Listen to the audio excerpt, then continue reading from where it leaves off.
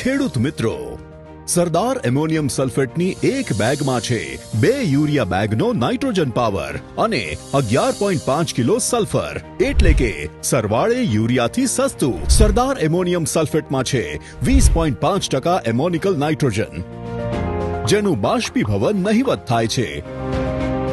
વળી જમીનમાં ઊંડું ઉતરી જતું નથી. અને હા, પાણીથી ભરેલા ખેતરમાં આ છે એકમાત્ર અસરકારક ખાતર.